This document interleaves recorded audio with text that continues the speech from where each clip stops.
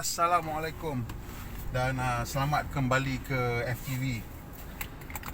Hari ni saya nak celoteh sikit tentang zaman kereta. Saya rasa kita sedang lalui zaman di mana kereta dah sampai ke muncaknya. Kita di ke 21 ni, dan tahun dekad 2020 ni saya rasa akan masuk masa di mana teknologi untuk kereta tu telah mengalami kemuncaknya untuk pemandu. Dia bukan mengalami kemuncak secara total, tapi untuk pemandu. Kenapa saya cakap macam tu? Sebab saya rasa tengok dari segi cara pihak-pihak kerajaan seluruh dunia semua tengah betul-betul berusaha untuk memajukan kereta elektrik dan bagaimana syarikat-syarikat kereta yang besar, termasuklah Volkswagen, termasuklah Toyota, termasuklah BMW, Mercedes-Benz, GM, Ford, semua pun tengah kalut untuk menghasilkan kereta-kereta elektrik. Jadi kita dah nampak bahawa teknologi enjin pembakaran itu sendiri mungkin dah sampai kemuncaknya, di mana bukan masalah tak boleh pergi lagi, tapi mungkin duit akan kering lah, semua akan pergi ke arah kereta elektrik. Dan jika itu berlaku, ni bermakna salah satu komponen penting dalam kereta yang membuatkan kereta tu sebagai kereta yang mana seperti kita kenali, bukan kereta seperti mungkin anak cucu kita kenali, tapi kereta seperti yang kita kenali ni mungkin akan berubah karakternya. Dan yang satu lagi, selari dengan kenderaan elektrik ni adalah teknologi autonomous ataupun kereta tanpa pemandu, robotaksi ni semua. Dan jangan salah faham, saya memang menunggu teknologi kereta tanpa pemandu kerana pada saya ianya satu teknologi yang sangat bagus untuk mengurangkan kebosanan kita lah. Terutama bila kita tak nak memandu, kita boleh tekan butang tu dan dia boleh ambil alih. Tapi dalam jangka masa mungkin 2 dekad lagi, kita rasa mungkin akan ada pula mereka-mereka yang akan berkempen untuk mengurangkan bilangan pemandu manusia atas jalan raya, atau menyekat kebebasan pemandu manusia lah. Maksudnya atas lebuh raya mungkin pemandu manusia dah tak boleh bawa kereta lagi. Kita hanya boleh bawa kereta di jalan bawah lah. Jalan atas highway semua dah tak boleh, kena pakai autonomous kerana ianya lebih selamat, saya rasa, dan lebih mengurangkan bosan. Bawa atas highway memang tak best pun kan, kita biar kereta tu jalan sendiri lagi sedap. So saya rasa itu akan berlaku lah. Tetapi apabila itu berlaku, saya risau bahawa nanti kan syarikat-syarikat kereta dan jurutera-jurutera pula akan mengurangkan fokus terhadap chassis tuning lah. Untuk segi kepuasan, dia akan tune chassis tu untuk segi keselesaan. Sebab bila kita dah tak pandu, kita dah tak kisah dah sedap bawa tak sedap bawa, janji benda tu selesa kan. Dan kita biarkan pemanduan tu dilakukan oleh komputer. Di komputer dia tak kira sedap tak sedap mandu, yang dia penting kereta tu stabil dan dia menghasilkan pemanduan yang selesa untuk penumpang-penumpang. Jadi itulah yang saya rasa yang akan berlaku. Tetapi bila awak tengok sekarang, zaman sekarang, ini saya tengah memandu tengah traffic jam. Dan saya memang tak berkenan memandu tengah traffic jam. Saya tak tahu lah kalau ada orang suka memandu tengah traffic jam. Jadi saya dah hidupkan radar cruise control. Dan bila sampai kat sini je, saya tekan terus. Sekarang dia dah set ke 30 km sejam. Dan mulai dari sekarang saya dah tak perlu mengawal pendikit lagi dah, dan juga brake. Kereta dah boleh ikut dah, kereta depan. Dan sebab kita start daripada berhenti letak dekat dah 30. Jadi sekarang saya tinggikan kelajuan ke 60 km sejam untuk jalan bandar. Dan saya letakkan pada jarak yang paling dekat supaya kereta kita tak jauh sangat dengan kereta depan, dan boleh mengurangkan jarak dalam kesesakan lalu lintas tu. So ini pada saya ialah satu zaman yang perfect, yang paling sempurna sekali untuk macam saya, orang macam saya yang minat bawa kereta tetapi tak minat bawa kereta tengah jam. Orang lain saya tak tahulah, mungkin dalam jam pun dia suka nak bawa, tapi saya tak. Saya tak nak bawa dalam jam. Saya dah lama kalau boleh, kalau adalah benda yang boleh kawal kereta ni masa tengah jam kan best. Sekarang dah ada. Traffic ni sekarang ni saya hanya perlu pegang steering aja. Sebenarnya kalau tengokkan daripada display yang ada sekarang ni, lorong jalan ni semua dia nampak, garisan-garisan ni semua dia nampak. Kalau saya lepaskan pun dia boleh ikut, nampak? Cuma undang-undang tak membenarkan syarikat kereta untuk membiarkan kita melepas steering. So ini tengok, dia kawal, tak ada masalah. So sebenarnya dalam keadaan macam ni, 80 hingga 90% keadaan throttle tu dah boleh lepas kepada sistem. Untuk steering pula 50 hingga 60% pada masa kita boleh lepaskan pada sistem, tapi sistem tidak dibenarkan. Jadi kita pegang je steering dan kita bawa macam biasa, tapi kita dah tak payah risau tentang jarak dengan kereta depan. Dan takut orang break emergency ke apa, kereta akan nampak, dia akan kekalkan jarak yang selamat. Of course bila kereta selit kita kena jagalah, tapi nampak ini mengurangkan stres yang begitu banyak sekali. Dan kita juga masih lagi berada di satu zaman di mana pemandu masih lagi menjadi keutamaan untuk syarikat-syarikat kereta. Jadi mereka masih lagi mengusahakan talaan chassis yang memberikan kepuasan kepada pemandu. Hari ni saya bawa Toyota RAV4, dan Toyota RAV4 ni adalah sebuah SUV. Dan SUV ni antara benda yang saya rasa terlalu besar untuk kegunaan harian. Tak perlu pun, tapi inilah trend sekarang. Ramai orang suka SUV, dan SUV ni sebab dia tinggi. Semua orang kata kalau sekali dah bawa SUV tak nak bawa kereta biasa. Mungkin setengah orang macam tu, tapi pada saya masih lagi saya suka sedan lah. Tapi ini realiti pasaran. Jadi syarikat kereta banyak akan fokus kepada SUV. Dan RAV4 ni tak pernah terkenal sebagai SUV yang sedap untuk kita bawa lah. Tetapi RAV4 generasi yang sekarang ni, Toyota telah melakukan pelbagai perubahan untuk menjadikan kereta ni bukan saja sangat selesa, tetapi juga sedap dibawa, dengan steering yang direct, chassis response yang bagus. Jadi saya rasa saya tengah hidup di satu zaman di mana saya tak boleh nak komplain sangat tentang apa teknologi yang ditawarkan kepada saya sebagai pemandu. Kalau saya tak nak bawa, saya tak payah bawa, saya boleh lepaskan tangan. Dan tengok nampaknya dalam setahun ni, tahun depan Honda dah boleh tawarkan level 3. Dan saya rasa ini bermakna kerajaan Jepun sudah mula membenarkan syarikat kereta untuk menghasilkan autonomous level 3, di mana kita boleh lepas tangan, boleh duduk tengok saja. Yang perlu kita perlu ialah pantau saja. Dan tapi level 3 ni ialah hanya untuk saya rasalah kelajuan rendah lah, maksudnya traffic jam. Di situ nampak memang Honda punya nama pun yang digunakan ialah traffic jam pilot. Dan saya rasa itu sesuai lah, perfect sekali, kerana itulah keadaan di mana kita tak nak bawa kereta sebenarnya. Jadi bila jam, kita boleh tekan aja sistem bawa, mengesok, ikut pelan-pelan. Jadi kita pun tak payah risau. Saya fikir sistem tu mungkin boleh aktif sehingga kalau tak 35 km sejam, mungkin sampai 50 km sejam. Saya tak tahu lah mana dia punya transition numbers itu kan, untuk membolehkan sistem tu beroperasi secara autonomous. Saya kira mungkin lah untuk betul-betul traffic jam tak lebih pada 50 lah. Kemungkinan dia lebih rendah daripada itu, tapi saya rasa maksimum pun dia akan digunakan untuk berfungsi hingga 50 km sejam. Tapi more realistically saya rasa dalam 35 hingga 40 km sejam lah. Dan itulah di mana saya rasa dah sampai satu tahap di mana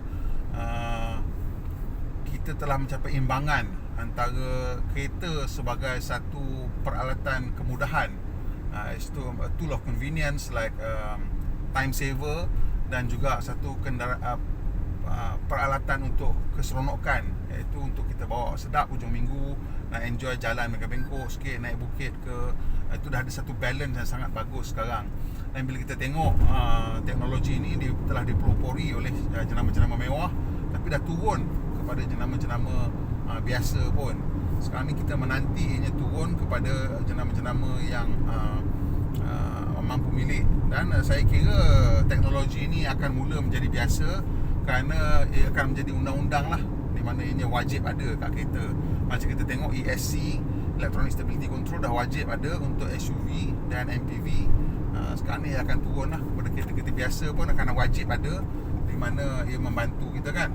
So dulu kita tak terfikir benda tu mungkin boleh jadi commonplace untuk kereta-kereta mampu milik. Tapi sekarang kereta mampu milik pun semua dah ada kebanyakannya sistem ESC tu.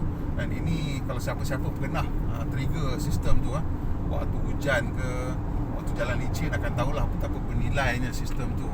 Jadi untuk sini yang seterusnya ialah sistem autonomous yang membantu kita dengan autonomous emergency braking, lane tracking, lane keeping assist, obstacle avoidance, yang boleh mengelakkan kereta daripada objek yang datang ke arah kita. Ini semua teknologi keselamatan tahap seterusnya yang akan menjadikan pemanduan kita lebih selesa, lebih selamat. Itu yang paling penting sekali. Dan apabila ianya lebih selesa dan lebih selamat, ianya menjadikan kita kurang penat. After all, kita katalah kita nak pergi ke Pulau Pinang lah kan, nak pergi cari nasi kandang ke, nak cari apa ke lah, tak tahu. Jadi kita bukan nak seronok bawa kereta atas highway tu pun tak. Kita nak sampai je ke tempat sana. Jadi kita sampai kat sana, kat situ pun kita nak betul-betul enjoy. Atas lebuh raya tu kalau kita boleh tekan kereta jalan sendiri pun tak ada masalah apa kan. Kita programkan dia sampai masuk rest area satu mana ke, Tapah ke, Gunung Semanggul ke, pulang lah mana you punya favourite. Dan lepas tu kita boleh relax kejap, minum kopi, sambung lagi jalan, borak-borak dengan keluarga dan kawan-kawan kan. Jadi saya rasa kita sekarang ni lah hidup dalam zaman kemuncak teknologi otomotif untuk kepuasan pemandu. Anak-anak kita kalau dah besar, dah kahwin, dia masih lagi dapat berpeluang mengarasanya. Tapi saya rasa lepas pada tahun 2030, 2035, di mana kebanyakan negara dah mula nak menghalang penjualan kereta enjin pembakaran, ini semua akan mula hilang dan lenyap. Dan satu masa akan wujud di mana kenderaan itu adalah hanya satu peralatan pengangkutan untuk orang biasa. Tapi di mana saya rasa di masa depan tu orang kaya tetap akan ada. Jadi orang kaya dia tak akan nak share dia punya kereta dengan orang lain kan. Tapi untuk kebanyakan kita, ianya akan lebih masuk akal dan kita tak ada kereta kita sendiri. Sebab kalau kita boleh panggil kereta tu datang bila-bila masa kita nak, dan kita punya barang-barang semua kalau kita nak bawa, kita hanya bawa dalam satu backpack ataupun bag galas, dan kita boleh usunglah ke mana-mana kita nak bawa barang-barang itu kan. Jadi kita panggil kereta datang, semua peralatan kita ada dengan kita. Dan kalau kos pemilikan adalah lebih murah daripada kos kita untuk maksudnya kalau kos untuk ride sharing itu adalah lebih murah, jauh lebih murah, dan tidak mengurangkan atau mengekang pergerakan kita, saya rasa ramai yang akan beranjak. Dan kalau ia mengekang pergerakan kita sedikit pun, saya rasa ramai akan beranjak jika kos pemilikannya jauh lebih murah.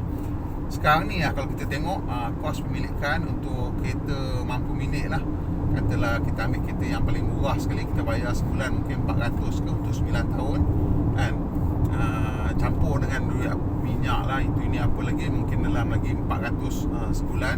Katalah simpan 1000 lah sebulan, habis nak untuk belanja kan. Jadi kalau katalah kan, untuk kita bergerak dengan cara yang sama dengan menggunakan ride hailing system, pasal dia orang kata bila dah ada robot taxi tu, the cost of ride hailing akan drop sampai ke tahap mungkin 30% daripada apa yang ada sekarang. Jadi kalau sekarang biasa RM1 untuk setiap kilometer, nanti mungkin akan turun sampai ke 30 sen untuk setiap kilometer. Dan kalau ia turun sampai 30 sen setiap kilometer, sebagai contoh lah, saya tak tahu angka sebenarnya apa kan. Kalau kita biasa bergerak dalam kereta kita sejauh 20,000 kilometer setahun 20,000 kilometer setahun kali dengan 3 baru RM6,000.